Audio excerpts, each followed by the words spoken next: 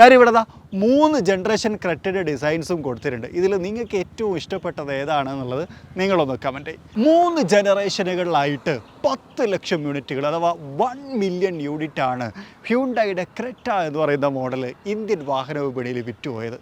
എന്തുകൊണ്ടായിരിക്കും 10 ലക്ഷം ആളുകൾ ഈ വാഹനം വാങ്ങിയത് എന്നുള്ളതിനെ കുറിച്ചാണ് ഇന്നത്തെ വീഡിയോയിലൂടെ ഞാൻ ഡിസ്കസ് ചെയ്യാൻ ഉദ്ദേശിക്കുന്നത്.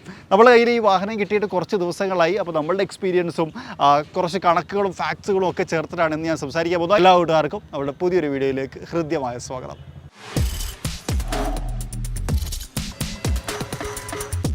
മാർക്കറ്റിൽ അങ്ങനെയധികം പെർഫെക്റ്റ്ലി ബ്ലെൻഡഡ് ആയിട്ടുള്ള SUV-കൾ അല്ലെങ്കിൽ CSUV-കൾ ഇല്ലാത്ത കാലത്ത് മാർക്കറ്റിൽ വരികയും ഒരുപാട് ആളുകളുടെ ട്രസ്റ്റ് നേടിയെടുക്കുകയും ചെയ്ത അല്ലെങ്കിൽ ഒരുപാട് ട്രസ്റ്റ് ബിൽഡ് ചെയ്യുകയും ചെയ്ത ഒരു മോഡലായിരുന്നു ക്രെറ്റ എന്നുള്ളതാണ്.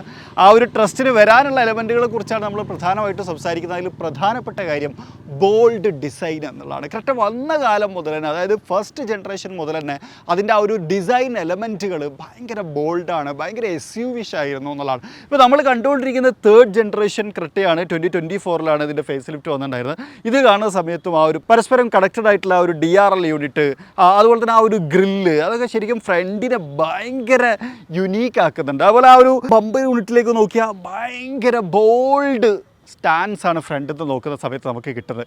അത് ഫ്രണ്ടിൽ മാത്രമല്ല സൈഡിലേക്ക് വരുന്ന സമയത്തും ആ ഒരു SUV-ഷ് ലുക്ക് നമുക്ക് കിട്ടുന്നുണ്ട്. അത് അതേപോലെ തന്നെ ബാക്കിലേക്ക് വരുന്ന സമയത്തും ഭയങ്കര ബോൾഡായിട്ടുള്ള ഡിസൈനാണ്. രണ്ടാമത്തൊരു കാര്യം ഇതിൻ്റെ ഫിറ്റ് ആൻഡ് ഫിനിഷും ഇൻറ്റീരിയർ ക്വാളിറ്റിയാണ്. ഹ്യുണ്ടായി എന്ന് പറയുന്ന നിർമ്മാണ കമ്പനിക്ക് ഒരു പ്രീമിയം ബാഡ്ജിങ് ഉണ്ട് അല്ലേ. അപ്പോൾ ഞാൻ എപ്പോഴും പല വീഡിയോകളിലും പറയുന്നൊരു കാര്യമാണ്, ഹ്യുണ്ടായിയുടെ ഇൻറ്റീരിയർ ഭയങ്കര രസമായിരിക്കും എന്നുള്ളതാണ്. ഇപ്പോൾ നമ്മൾ കണ്ടുകൊണ്ടിരിക്കുന്ന ഒരു grey colour and black mixed ആയിട്ടുള്ള ഒരു ഇൻറ്റീരിയറാണ്. ഞാൻ അതിൻ്റെ അത്ര ഫാനല്ല, ബ്ലാക്കിൻ്റെയാണ്. ബട്ട് സ്റ്റിൽ ഇതിൻ്റെ ഫിറ്റ് ആൻഡ് ഫിനിഷ് ഇപ്പോൾ ഇങ്ങോട്ടൊക്കെ നോക്കി കഴിഞ്ഞാൽ ഇതിൻ്റെ ഈ ഒരു ഫിറ്റ് ആൻഡ് ഫിനിഷ്, അതുപോലെ ഈ ഒരു പിയാനോ ബ്ലാക്ക് ഒക്കെ കൊണ്ടുവന്ന രീതിയൊക്കെ നോക്കി, അതുപോലെ തന്നെ ഈ ഒരു ഇൻസ്ട്രുമെൻറ്റ് ക്ലസ്റ്ററും ഇൻഫോർടൈൻമെൻറ്റ് സിസ്റ്റവും പരസ്പരം കണക്റ്റഡ് ആക്കി വെച്ചേക്കുന്ന ഈ ഒരു ഭാഗത്തേക്ക് വന്നു കഴിഞ്ഞാൽ സെൻട്രൽ ടണലിൻ്റെത്, അതുപോലെ ഇനി ഡോർ സൈഡിലേക്കൊക്കെ നോക്കി കഴിഞ്ഞ് കഴിഞ്ഞാൽ ഡോർ സൈഡിൻ്റെ പല എലമെൻറ്റുകളും അത് വെച്ചേക്കുന്ന ആ ഒരു രീതിയും അതിൻ്റെ ഒരു പെർഫെക്ഷനും ഭയങ്കരമാണ്. ഭയങ്കര നീറ്റ് ആൻഡ് ക്ലീൻ പ്രീമിയം ഇൻറ്റീരിയറാണ് ഹ്യുണ്ടായി ക്രെറ്റയിൽ ഉണ്ടായിരുന്നത്. ആദ്യകാലം മുതലേ ഹ്യുണ്ടായി അത് നിലനിർത്തിയത് കൊണ്ട് തന്നെ ആ ഒരു കാര്യത്തിൽ ആളുകൾ ഭയങ്കര ഹാപ്പിയാണ്. ഇൻറ്റീരിയർ കാണാൻ ഭയങ്കര സ്റ്റാൻഡേർഡാണ്. മറ്റൊരു കാര്യമാണ് റിയർ സീറ്റ് കംഫർട്ട്. ഇപ്പോൾ പല വാഹനങ്ങളിനകത്തും നമ്മൾ സംസാരിക്കുന്ന സമയത്ത് ചില വാഹനങ്ങളുടെ റിയർ സീറ്റുകൾ അത്ര കംഫർട്ടബിൾ ആയിരിക്കില്ല. പക്ഷേ ഈ വാഹനത്തിൻ്റെ സീറ്റ് അത്യാവശ്യം നല്ല കംഫർട്ടബിളാണ്. ഒന്ന് റിക്ലൈനിങ് ഓപ്ഷൻസും കാര്യങ്ങളൊക്കെ കൊടുത്തിട്ടുണ്ട്. നമുക്ക് വേണമെങ്കിലുണ്ടോ നമുക്ക് റിക്ലൈൻ ചെയ്തെടുക്കാം. അതുകൊണ്ട് ചാരി ഇരുന്ന് പോകേണ്ട ഒരു സിറ്റുവേഷൻ വന്നു കഴിഞ്ഞാൽ അങ്ങനെ പോകാം. ഇപ്പോൾ എന്നെ സംബന്ധിച്ച് തൈ സപ്പോർട്ടിൻ്റെ കാര്യം പറയുകയാണെന്നുണ്ടെങ്കിൽ ഓക്കെ ആയിട്ടുള്ള ഒരു തൈ സപ്പോർട്ട് ഉണ്ട്. ഇപ്പോൾ എൻ്റെ അത്ര നീളമില്ലാത്ത ആളുകൾക്ക് ഇത് പെർഫെക്റ്റ്ലി ഓക്കെ ആയിട്ടുള്ള ഒരു തൈ സപ്പോർട്ടായിരിക്കും. കാല് നമുക്കിതിനകത്തേക്ക് സ്ട്രെച്ച് ചെയ്ത് വെക്കാം. അതുപോലെ തന്നെ ലെഗ് റൂം നോക്കിയാൽ ഒരു 4 വിരലിൻ്റെ ലെഗ് റൂം നമുക്കുണ്ട്. ഹെഡ് റൂമോ നോക്കിക്കഴിഞ്ഞാൽ ഒരു 5 വിരൽ, കാരണം ഈ ഒരു സൺറൂഫിൻ്റെ ഭാഗം വരുന്നതുകൊണ്ട് ഒരു 5 വിരലിൻ്റെ അടുത്തുള്ള ഒരു ഗ്യാപ്പ് ഹെഡ് റൂമോ നമുക്ക് കിട്ടുന്നുണ്ട്. അപ്പോൾ അതുകൊണ്ട് തന്നെ ഇരിക്കുന്ന സ്ഥലത്തുള്ളൊരു വിശാലത നല്ലതാണ്. അപ്പോൾ എനിക്കിങ്ങനെ കയറിയൊക്കെ ഇരുന്ന് ഒന്നുകൂടി ഒന്ന് റിലാക്സ് ചെയ്തിരിക്കണം എന്നുണ്ടെങ്കിൽ അതിന് പറ്റുന്ന ഒരു സ്പേസ് ഈ വാഹനത്തിനകത്തുണ്ട്. പിന്നെ അതുപോലെ തന്നെ കുറച്ചും കൂടി കൺവീനിയൻറ്റ് സാധനങ്ങൾ കൊടുത്തിട്ടുണ്ട്. ഒന്ന് ഇവിടെ നമുക്കൊരു ബ്ലൈൻഡ് കൊടുത്തിട്ടുണ്ട്, മാനുവലി അഡ്ജസ്റ്റ് ചെയ്യാൻ പറ്റുന്നൊരു ബ്ലൈൻഡ് കൊടുത്തിട്ടുണ്ട്. ആംബ്രസ്റ്റ് കാണാം, അതിനകത്ത് കപ്പ് ഹോൾഡേഴ്സ് കൊടുത്തിട്ടുണ്ട്. ഇനി ഇങ്ങോട്ട് വന്നു കഴിഞ്ഞാൽ ഇവിടെ 2 C ടൈപ്പ് ചാർജിങ് പോർട്ടും ഫോൺ വെക്കാനുള്ള സ്ഥലവും AC വെൻസ് തുടങ്ങിയിട്ടുള്ള കാര്യങ്ങളും കാണാം. അപ്പോൾ ശരിക്കും ഒരു ഫാമിലി എന്നുള്ളൊരു കോൺസെപ്റ്റിലൊക്കെ ആലോചിക്കുന്ന സമയത്ത് ബാക്കിലിരിക്കുന്ന ആൾക്കാർക്കും അത്യാവശ്യം പ്രീമിയം ആയിട്ട് ഇരിക്കാനോ യാത്ര ചെയ്യാനുള്ള സൗകര്യമുണ്ട്. എത്ര ദൂരം പോയി കഴിഞ്ഞാലും കുഴപ്പമുണ്ടാവില്ല. മറ്റൊരു കാര്യമാണ് ഈ വാഹനത്തിനകത്തുള്ള ടെക് ഫീച്ചറുകൾ. ഒന്നാമത്തത് പരസ്പരം കണക്റ്റഡ് ആയിട്ടുള്ള ഈ ഒരു infotainment system and instrument cluster, ആ ഒരു ഡ്യുവൽ സ്ക്രീൻ അത് ഒന്നിച്ച് വന്നേക്കുന്ന രീതി അത് ഭയങ്കര രസമുണ്ട്. ഏറ്റവും മോസ്റ്റ് മോഡേൺ ആയിട്ടുള്ള ഒരു ടെക്നോളജി കൂടിയാണ് അതിനകത്ത് വന്നേക്കുന്നത് എന്നുള്ളതാണ്. മറ്റൊന്ന് അഡാസ്, ഈ വാഹനത്തിനകത്ത് സേഫ്റ്റിൻ്റെ ഭാഗമായിട്ട് എണ്ണം അഡാസ് ഫീച്ചേഴ്സും കാര്യങ്ങളൊക്കെ വന്നിട്ടുണ്ട്. മറ്റൊന്ന് വെൻറ്റിലേറ്റഡ് സീറ്റ് ഈ വാഹനത്തിനകത്തുണ്ട്. ഡ്രൈവറുടെ സീറ്റും കോ ഡ്രൈവറുടെ സീറ്റും വെൻറ്റിലേറ്റഡ് ഫങ്ഷൻസോട് കൂടി വന്നിട്ടുള്ളതാണ്. പവർ സീറ്റ് അഡ്ജസ്റ്റ്മെൻ്റ് ഉണ്ട് ഈ വാഹനത്തിനകത്ത്. അതേപോലത്തെ ഒരു കാര്യമാണ് മ്യൂസിക് സിസ്റ്റം. ബോസിൻ്റെ മ്യൂസിക് സിസ്റ്റമാണ് ഈ വാഹനത്തിനകത്ത് കൊടുത്തിട്ടുള്ളത്. വെൻറ്റിലേറ്റഡ് സീറ്റിന് തന്നെ വലിയൊരു ടെക് ഫീച്ചറായിട്ട് ഹൈലൈറ്റ് ചെയ്യുന്ന സമയത്ത് ഇന്ത്യക്കാർ ഏറ്റവും കൂടുതൽ ആഗ്രഹിക്കുന്ന ഇന്ത്യയിൽ വേണമെന്ന് പറയുന്ന സൺറൂഫ്, അതും ഈ വാഹനത്തിനകത്ത് വന്നിട്ടുണ്ട്.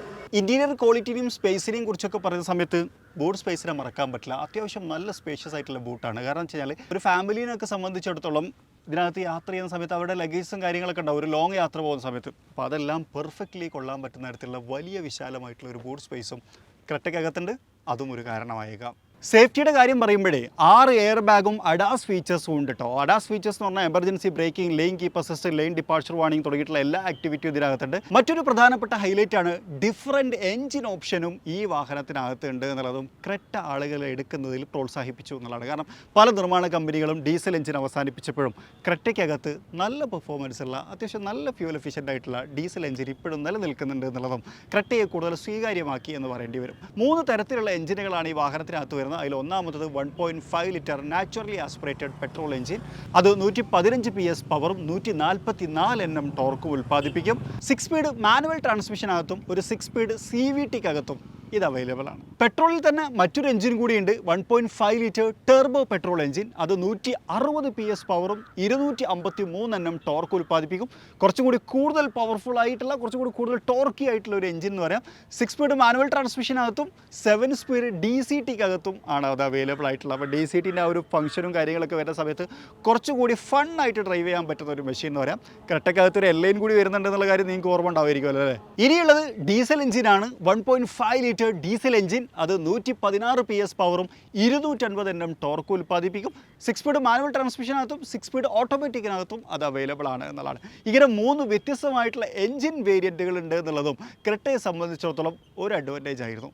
ക്രെറ്റയെ പോപ്പുലർ ആക്കുന്നതിൽ മറ്റൊരു പ്രധാനപ്പെട്ട കാരണം ഹ്യുണ്ടായി എന്ന് പറയുന്ന ബ്രാൻഡാണ് എന്ന് പറയേണ്ടി വരും. ഹ്യുണ്ടായി എന്ന് പറയുന്ന ബ്രാൻഡിൻ്റെ ആ ഒരു ബ്രാൻഡ് വാല്യൂവും അതിൻ്റെ ആ ഒരു പ്രീമിയം വാല്യൂവും ആളുകൾ കൂടുതൽ ക്രെറ്റയിലേക്ക് ആകർഷിച്ചു എന്നുകൂടി നമുക്ക് ചേർത്ത് പറയേണ്ടി വരും. അതോടൊപ്പം തന്നെ അവർ ബ്രില്യൻ്റ് ആയിട്ട് കൈകാര്യം ചെയ്തുകൊണ്ടിരിക്കുന്ന ആഫ്റ്റർ സെയിൽസും പാർട്സിൻ്റെ അവൈലബിലിറ്റിയും സർവീസും ഒക്കെ ഹ്യുണ്ടായി എന്ന് പറയുന്ന കമ്പനിയെ സംബന്ധിച്ചിടത്തോളം ക്രെറ്റ എടുക്കുന്ന കസ്റ്റമേഴ്സിനെ ഹാപ്പി ആക്കുന്നു എന്നുള്ളൊരു മൗത്ത് പബ്ലിസിറ്റിയും ഹ്യുണ്ടായി ക്രെറ്റയെ ഇത്രമാത്രം പോപ്പുലർ ആക്കുന്നതിൽ സഹായിച്ചിട്ടുണ്ട് എന്ന് പറയേണ്ടി വരും. അപ്പോൾ ഇത്രയാണ് എന്നെ സംബന്ധിച്ചിടത്തോളം ഞാൻ കണ്ടെത്തിയ ചില ഫാക്റ്റുകൾ എന്തുകൊണ്ട് ഹ്യുണ്ടായി ക്രെറ്റ ഇത്രയധികം വിറ്റഴിക്കപ്പെട്ടു അല്ലെങ്കിൽ ഇത്രയധികം ജനകീയമായി എന്നുള്ളതിനെക്കുറിച്ച്. ഇനി നിങ്ങളുടെ ഭാഗത്തുനിന്നും ചില അഭിപ്രായങ്ങളുണ്ടായിരിക്കും. ഒരുപക്ഷെ നിങ്ങളൊരു ക്രെറ്റ ഓർഡർ ആയിരിക്കും. അപ്പോൾ ആ ഒരു കാര്യം നിങ്ങൾ കമൻറ്റ് ചെയ്യുക. നിങ്ങളുടെ അഭിപ്രായത്തിൽ എന്തുകൊണ്ടാണ് ക്രെറ്റ ഇത്രയും പോപ്പുലർ ആയത് എന്നുള്ളൊരു കാര്യം.